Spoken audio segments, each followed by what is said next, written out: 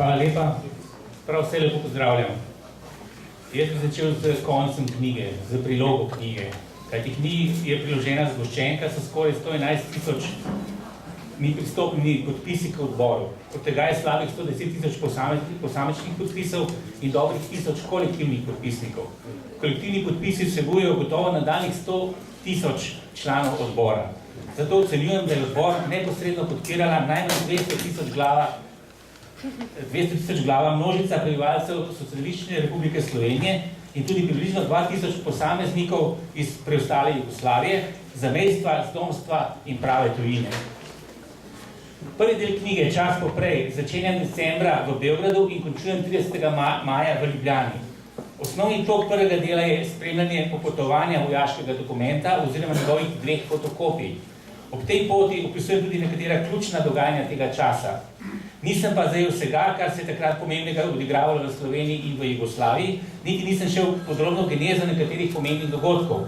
To nameravam storiti v knjigi Gradnik odbora za varstvo človekovih pravic. V Beogradu je 21. marca 1987 general-polkovnik Stevan Mirković, načelnik generalštaba Jugoslovanske ljudske armade, podpisal povelje, ki je bilo na to poslano posameznim armadam, tudi 9. ali tako imenovani ljubljanski armadi. Tu ga je polkovnik Tomislav Mesić prilagodil specifičnostim te armade. Tristransko povelje je na to podpisal poveljnik Svetozar Višnjič in vojaški ekspedit je približno 20 kopij tega ukaza razposlal po organizacijskih enotah 9. armade. Tako je ena kopija preromala tudi v organ ARJ-PVO, artilerijsko-raketne jedinice proti vazduhoplovne odbrane. Tu ga je sprejel zastavnik Ivan Boštner in 11. januarja 1988 upisal prijem dokumenta v popis aktov, popis akata, kot je originalno piše. A je bilo to v tem poslovju, v tej vojašnici? To je bilo na Metelkovi, na poveljstvu. Ja, tako tukaj, ja, v poveljstvu, ja, tukaj, ja. Ko pa je ta dokument prebral, je ugotovil, da se vojska pripravlja na represivno delovanje proti civilni družbi v Sloveniji. Odločil se je, da ga fotokopira in odnese novinarju Mladine Davidu Tasiću, ki ga je poznal odprej. Fotokopiral pa je dokument tako, da je odstranil vse podatke na začetku in na koncu dokumenta, tudi podatek, da gre za vojno tajnost. Na to je konec januarja, tako bi rekel, pohabljen dokument, odnesel na uredništvo Mladine in ga pokazal Tasiću. Ta je poklical Francija Zavrla, odgovornega urednika Mladine, kateri v njem tudi razbral poseg vojske v civilno sfero. Zavrl je rekel Tasiću, naj dokument spravi, no čez teden dni mu je dejal, naj mu ga predal. Tako se je pri Zavrlu začasno ustavilo popotovanje tega dokumenta. Zavrl je v tistem času ogromno dela. Mladina je iz tedna v teden vrtala luknje v politični vojaški režim prejšnje propadle države. Tako se je neustrašno in sistematično spravila tudi na admirala flote in jugo-obrambnega ministra Branka Mamuro, konkretno na njegovo prodajo orožja Etiopiji in luksuzno vilo v Opatiji. Ko pa je vojaški tednik Narodna armija, glasilo politične uprave JLA, 10. marca 1988 objavil članek, kako Mladina gradi vilu, v katerem so bile napisane gnusne laži v Mladini, je Zavrl vzrojil, se spomnil na fotokopijo vojaškega papirja, poklical Janšo po telefonu in se mu najavil obisk. Ko je privihral v družbeno podjetje Mikroada, kjer so bila zaposlena z Janšo, mu je predal dokument.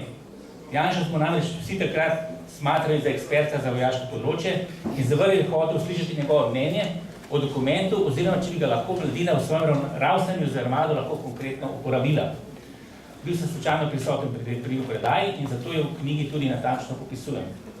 Kakorkoli že, Janša je dokument spravil predal in ga v naslednjih dneh pokazal nekaterim svojim prijateljem. Kopiran izvod fotokopije ukaza je dal tudi Marku Tokrenu, pomembnemu mirovniku in velikemu trnu v vojaški peti, ki je bil prav tako zaposlen na Mikroadi. Od Janšinega posedovanja tega dokumenta, nekje sredi marca, do prve tajne preiskave Mikroade 27. aprila 1988, v kateri so udbovci iskali in našli dokument v Janšini delovni mizi, je preteklo torej približno mesec dni in pol. Toda kakšni dnevi so to bili? 25. marca je išel pri časopisu za kritiko znanosti Dnevnik in spomini Staneta Kavčiča, ki ga je ta naskrivaj pisal po stavitvi z javnega in političnega življenja od leta 1972 naprej. Knjigo sta uredila Igor Bavčar in Janez Janša in je dodobra oglodala starejše slovenske partijske veljake. Knjigo smo pripravljali za tisk v strogi konspiraciji na Mikroadi. Danes vemo, da je Udba vedela za vsak naš korak.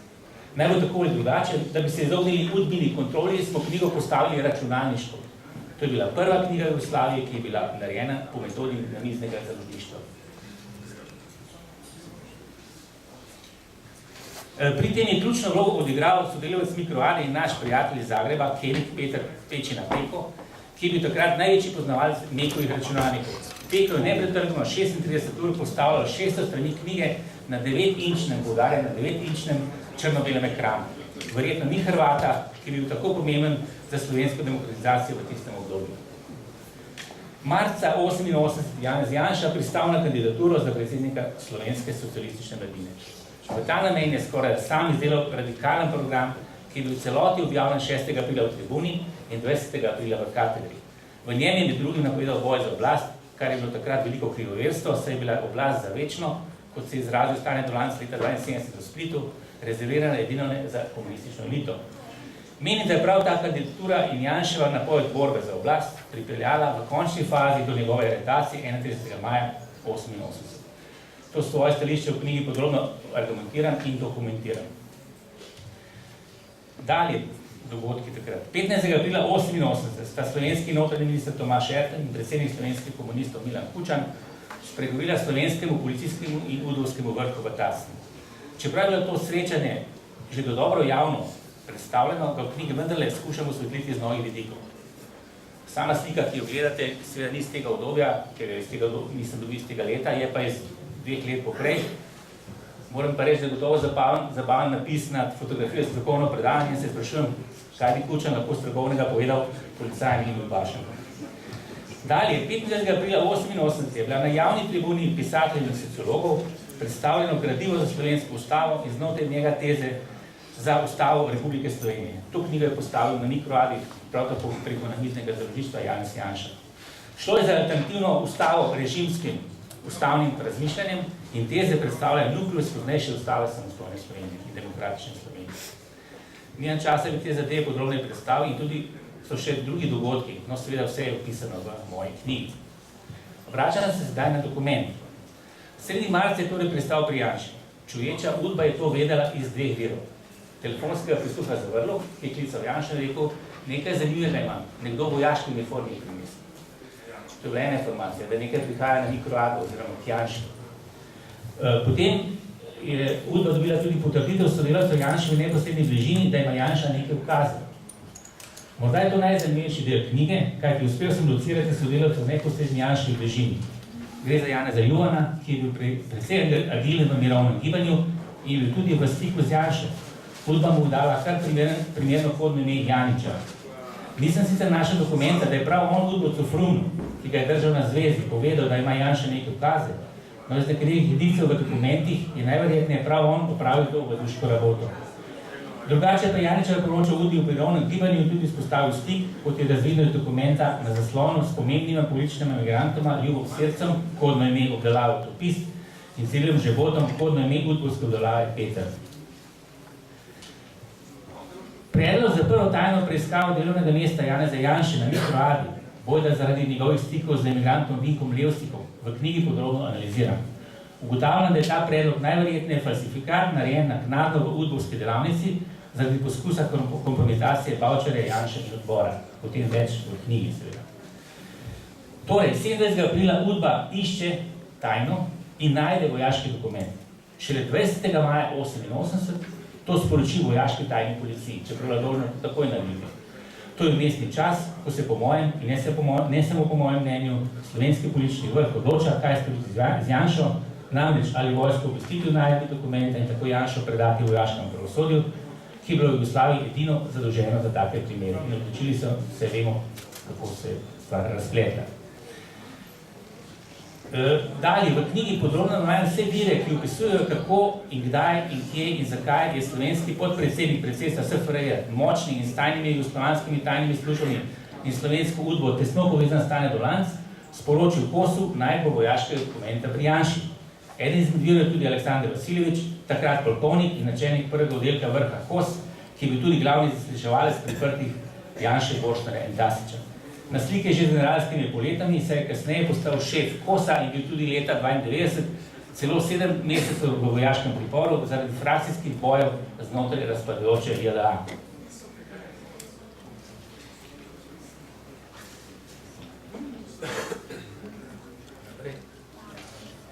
Šef slovenske udbe Ivan Eržen na sliki in šef KOS-a Ljubljanske armade Boško Mutič. Zelo redke slike. Zelo redke slike. Jaz sem najdel samo. Ni Mutiča.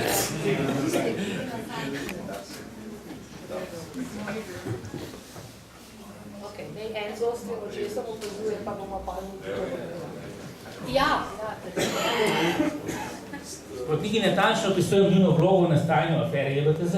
Tu bi še dodal, da je potem, ko je Dolanc obvestil takratnega šefa KOS-a v Beogradu Ilijo Čeraniča o najdbi dokumenta pri Janši, ta takoj poklical Mutiča v Ljubljano in ker ta o tem ni nič vedel, je odhitel do Eržena, kjer je dobil informacije o najdbi fotokopij vojaškega dokumenta pri Janši.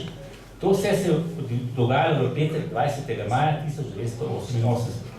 Vojska na to v ponedeljek 23. maja, logično seveda, sprožila tajno preiskavo na povest Ljubljanske armade in že po pol ure ugotovila, da je dokument potujil oziroma fotokopiral Ivan Borštnar. To je ugotovila tako, ker je on je razpel dokument, ko ga je fotokopiral in potem, ko ga je spet skupaj stisnil, je bila razlika med luknjicami in se ostale še luknjice od prejšnjega razpenjena, tako da so ga zelo hitro in zlahka ugotovili, da je on otvoril ta vojaški dokument.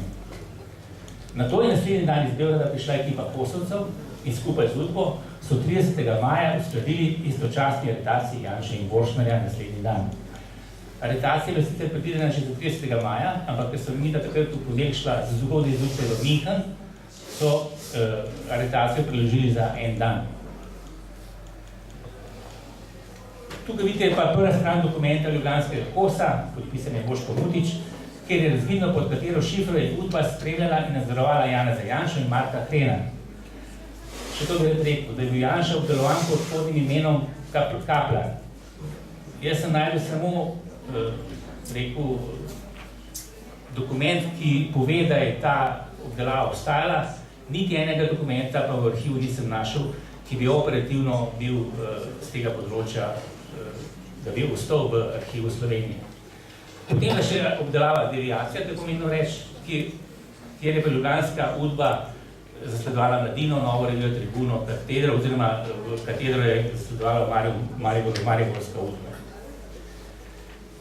Dobro, zdaj pa je del magnetograma s sestanka republiških notranjih ministrov v Beogradu 14. junija 1988, kjer Ertl prisotno obvešča, da so s tovariši, se pravi s političnim vodstvom Slovenije, usklajevali datum aretacije Janeza Janše, to pa predvsem zato, da bi jim aretacija ne padla pred veliko partijsko konferenco v Beogradu. Namreč takrat so organizirali veliko partijsko konferenco v Beogradu in ravno na zadnji dan konference je bil aretiran v Ljubljani Janez Janša. To je tudi političnemu vodstvu Slovenije ljubo, ker niso bili tle takrat, ne zbili 500 km stran.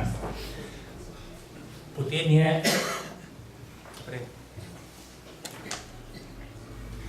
to je pa del 8-stranske dolge zabeležke Milana Kučana v pogovoru z obrambnim ministrom generalpolkovnikom Veljkom Kadijevićem 22. augusta 1988 na Brionih, kjer med drugimi zanimivostmi izvemo, da je slovensko politično vodstvo slovenskim organom za notranje zadeve ukazalo, da je na Janeza Janšo po preiskavi ali izpustijo ali predajo vojski. Poudarjam, ukazalo, ker je stalno govori, da je delo po zakonu, da mu nihče ni ukazoval. No, zdaj pa drugi del, ki je pa začenjan z 31. majem, se pravi to so neverjetno zgoščeni dogodki, do 6. junija, ko je ustanovljen odbor za varstvo človekovih pravic. Če bi opisal celo življenje odbora, bi mogoče mogel par tisoč strani napisati. Na ta način, kot sem to prvi 6 strani opisal. No, to je znamenita fotografija, od spodaj pa malo manj znamenita. Tam je pa pelje, samo Žorž Udbojec me pelje na zaslišanje. Janeza posebej, mene posebej. Mene so na srečo ne spustili. Dobro? Dobro, res. No, to je pa, takoj se je zgodila alternativa.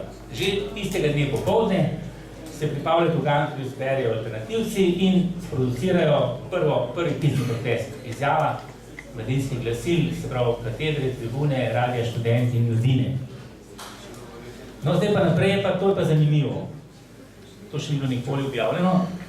To je pa večerna in jutranja izdaja Dela. Zvečer 31. maja imate še informacijo o priporu za Janeza Janšo, potem pa njega zasuje zemlja, ne? Simbolično, ne? In zažgalo se je. Pa se res zažgalo, ne? Zažgali so upor, da to rečemo. Jaz bi rekel, kar dobro nadomestilo, ki ga je naročil glavni urednik Dela Božo Kovač. Nosilec podnebne kolajne. To je pa neka taka moja odisejada v Avstriji, ker sem predpostavljal, da je tudi Marko Hren, ki je bil takrat v Ameriki, imel posesti ta tajni dokument, sem se odpeljal zjutraj 1. junija v Avstrijo in ker sem ga hodil po telefonu obvestiti, kaj se je v Ljubljani zgodilo in da če ima kje ta dokument, da ne pove, da ga uničimo. S sabo sem nosil njegovo telefonsko številko, ki sem jo pa tako dobro skril, da potem nisem našel.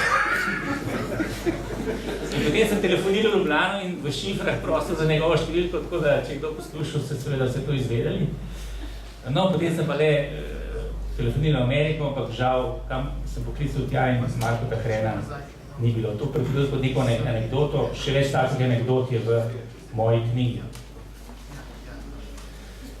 No, potem so 1. junija so že prvi podpisi, ne, v podporu Janezu Janši, to so filozofi in sociologi. V knjigi boste ta imena lahko prebrali, verjetno bo marsikdo tudi sebe najdel v teh imenih.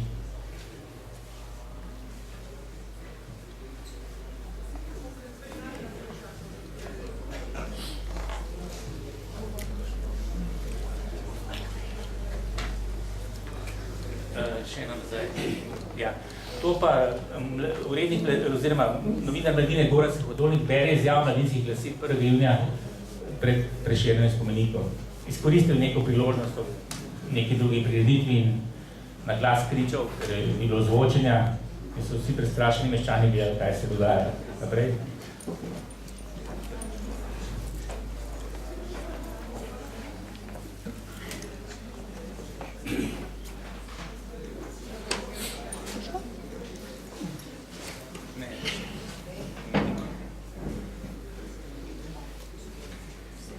To je izjava urednikov časopisa za kritiko znanosti Bojana Korsika in Igorja Bavčarja 1.6. Protestna izjava dveh urednikov. Naprej.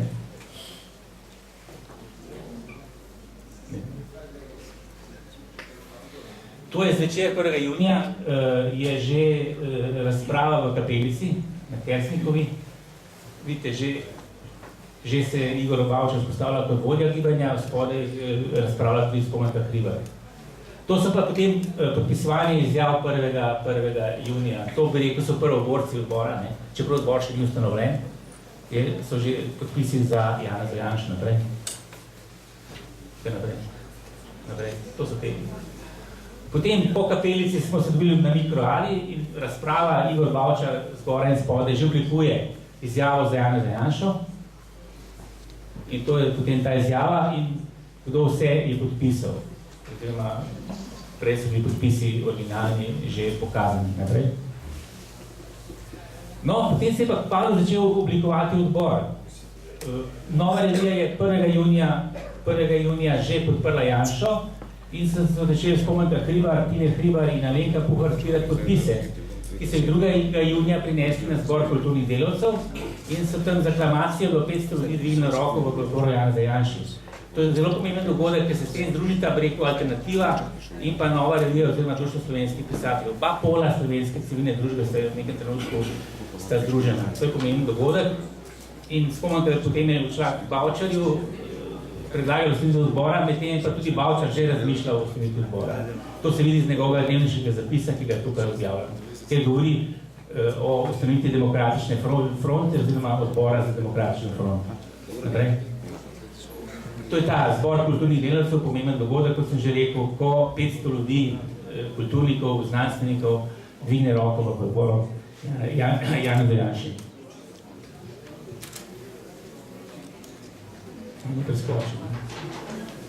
Dobro. To je, hitro se oglasijo beograjski intelektualci. 2. junija že Svetlana Slapšak, odbor za zaščito umetniške svobode, že podpre Janša. Naprej, prosim. No, vidite, Vojislav Šešelj, 3. junij, podpre Janša. Naprej. Zoran Đinđić v sredi, vidite, ubiti predsednik srpske vlade.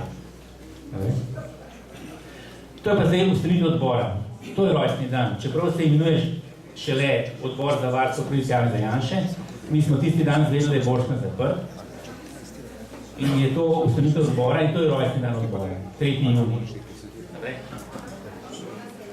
No in tukaj je tudi Bavčar iz razprave naredi potem povzetek in dokument.